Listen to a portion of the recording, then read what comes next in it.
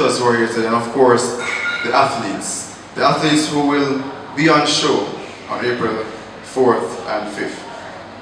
When the Intercollegiate Championships blows off on Friday, April 4th, it will be the 53rd edition.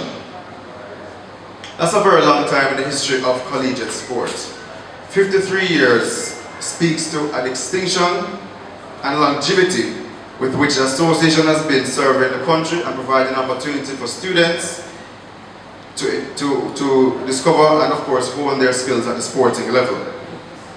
Over the years, collegiate sport has developed from being an opportunity for college students to continue to compete in sport while pursuing their studies, to being an avenue through which they can, after high school, develop their talents not just physically, but also mentally and emotionally, as they strive to become world beaters at the international level. Track and field has been the standard bearer, and on April 4th and 5th, collegiate athletes will get their opportunity to showcase their talents on the big stage. InterCol Championships 2014, the experience, and I want us to keep that in mind at all times, and as we go through the details quickly. At all times, this year our aim is to become and to create an experience for athletes, for patrons, and all supporters who will be on site at the Universal West Indies Mona Bowl. We're not just trying to put on an ordinary track and field meet, but rather to become a standard bearer in the fusion of sports and entertainment. On the track side of things and in the field, the championships will feature competitive action between the top colleges such as the UWI, UTEC, MICO, PTC, and GC Foster College, who have among their ranks some of the best young talents Jamaica has to offer and the future of Jamaica's continued dominance on the world stage. Athletes such as World Championship representatives Roisin McDonald, Stephanie McPherson, Delano Williams, Anastasia Leroy, Olympian Hansi Parchment, and former World Junior and World Youth Champion Frederick Dacres are just a few of the many names that I could call, who will represent their colleges during the championships, and of course at great quality to the level of competition. Off the track, our committee has put together a great package to ensure patrons enjoy the atmosphere of the championships as much as they can.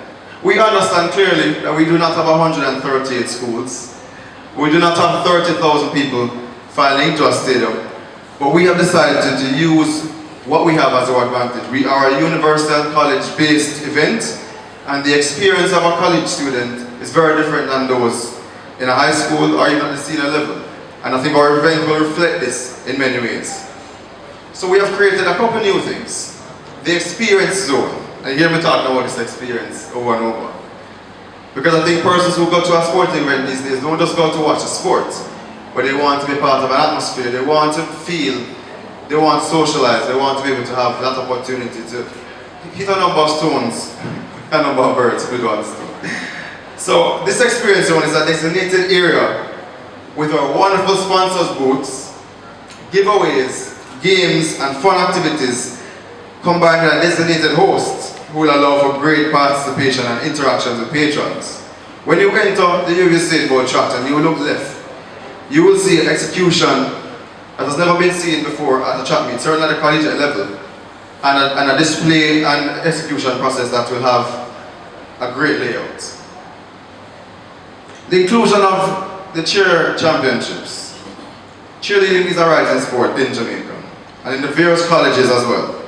And we have decided to partner with the Jamaica Cheer Federation to ensure that we put together a well-executed event that will take place on day 2. We started this 2 years ago. And we started first with 3 teams.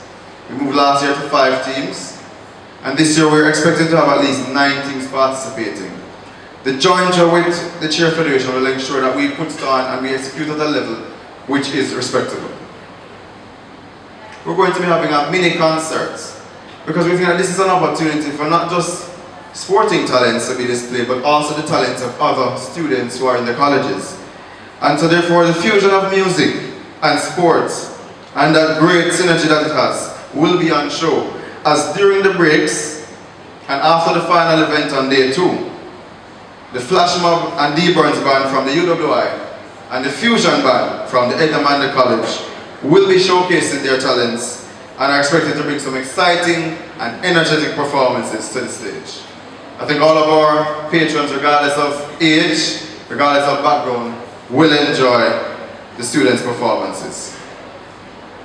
This will also be a part of an after event, our version of integration, which is an opportunity for the students to, after the competition, after the fierce rivalry, and the winner has been announced, to integrate, to show camaraderie, and to join together and celebrate the opportunity to be a part of this venture. We think that these ideas combined will help to ensure that we create a package and an opportunity for patrons. And I must add that having said all of these things, the event remains free. Let me say that again, the event remains free of cost, because we want to ensure that all of Jamaica, not just UWI or UTEC, all the schools that the colleges are from, all the communities and all supporters of track and field get an opportunity to see what college students have to offer. As per usual, we have our honorees, and this year I'm proud to announce that our two honorees are Ms. Claudette Jones, long-standing, long-serving Director of Sports at the Church Teachers College, and Mr. Pat Anderson, who is a former president of the J3As and has been a supporter for collegiate sports, and also former president of the JFF as well, and has been a supporter of collegiate sports for a number of years. I must acknowledge the commitment and dedication of our sponsors, who in these very, very tough times have remained a part of our event. The level of support from Empire Supermarkets, Lucas Aid, Ensure, and Jamaica Producers to have stuck with us throughout these years, and we definitely continue and appreciate their continued support. We're also pleased to announce the inclusion of new sponsors, such as Fly Jamaica Airlines, who will be providing 2 tickets to the winning male 4x1 team as part of their journey to the Pen Relays this year. For me, that's very important, because we want to also assist our colleges not to just showcase their talents here, but for us to do, as we say in Jamaica, take it to the world, and of course perform well at the Pen Relays, and not just compete, as we said before, but defeat the likes of colleges overseas who have 100 times the budget, 100 times the students, and probably 100 times the history. But on the track, we are equal. And so their inclusion and their support to that winning 4x1, don't know who it will be yet, but I'm sure, having seen some prices looking at 80,000 and beyond, these tickets will definitely play a major role in helping that 4x1 team to get to the Pen Relays.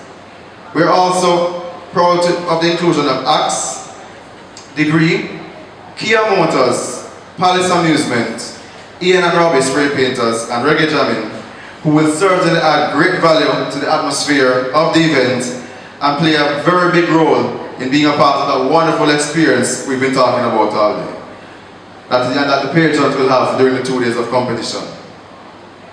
With that said, we look forward to April 4th and 5th for 2 days of competitive action, record-breaking times and distances, and great talent on show that will all combine to create an overall experience that we can all enjoy.